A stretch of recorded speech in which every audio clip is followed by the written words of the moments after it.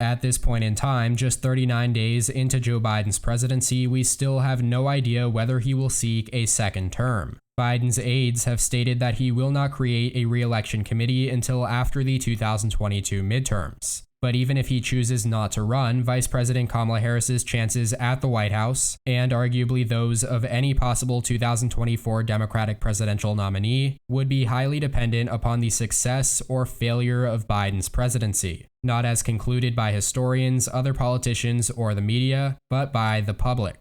So that makes this question even more important. What are Americans' first impressions of our 46th president? As of Wednesday, March 3rd, Biden's job approval rating in the Real Clear Politics average was 55.4%, with 39.8% disapproving. The 538 weighted rating has Biden 1.5 points lower at 52.9% approval and 38.3% disapproval. Ultimately, both of these averages have shown very little change from week to week. Now, of the highly regarded polls, the approval ratings ranged from a low of 49% from Quinnipiac University to a high of 57% from Gallup. Then the well-respected Monmouth University poll came in at 54%, right in between. Looking back at this same time in 2017, Real Clear Politics had President Trump underwater by 7 points, 43% approval to 50% disapproval. And again, 538's weighted approval level for Trump was also underwater, this time by 6 points, 44% approve to 50% disapprove.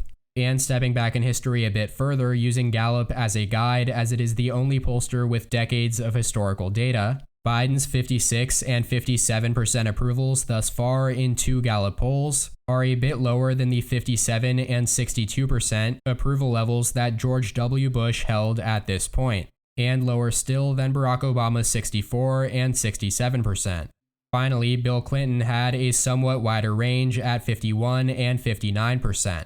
This can largely be attributed to the rise of tribal politics and negative partisanship that began to take hold during Clinton's presidency and has steadily escalated ever since. Clinton was hated by more Republicans than any previous Democratic president, and George W. Bush was also hated by more Democrats than any prior Republican occupant of the Oval Office. Then Obama was hated by Republicans even more than Clinton, and Trump by Democrats even more than George W. Bush. This level of hyperpartisanship makes it relatively pointless even to compare the current era with the time of Jimmy Carter, Ronald Reagan, and George H.W. Bush.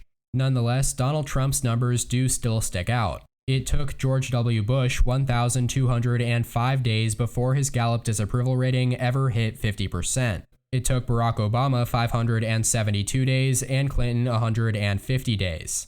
But Trump hit that mark not even 2 weeks into the job, going from 45% approve and 47% disapprove in Gallup's interviews on January 20th to 29th, down to 43% approve and 52% disapprove in their calls from January 30th to February 5th.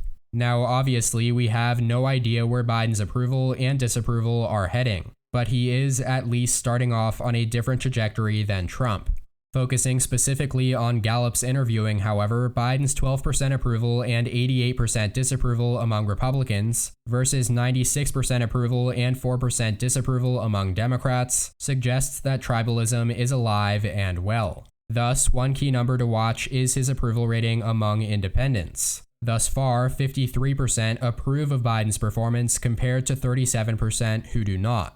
Donald Trump showed the danger of overindulgence in the care and feeding of a party base at the expense of independents. Although the closeness of November's presidential election in key swing states shows that the question is not as clear-cut as some might think. Trump may not have pulled it off, but he certainly beat all expectations. For those of us who believed that a blue wave was building in the first half of October, but that it dissolved or diverted in the last 2 weeks, those independents are a key group to watch.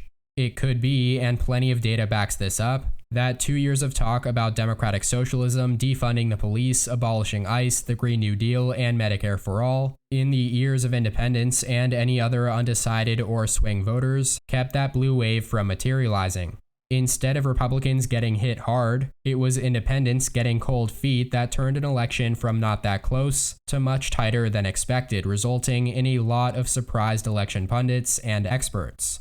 It should be emphasized, however, that the polling we have seen so far is hardly predictive of what will happen in the midterm elections, much less the 2024 presidential election. But it is a useful metric irregardless to determine which way the winds are blowing. That is all for today's video. I hope you all enjoyed. Please make sure to follow my personal Instagram and EP Official on all social medias shown on screen and linked in the description down below. Also, make sure to comment your thoughts and opinions in the comment section, and please hit the like button if you like the video as well. Subscribe if you haven't already. Thank you all so much for watching. Check out more content from my channel here, and as always, tune in next time. EP out.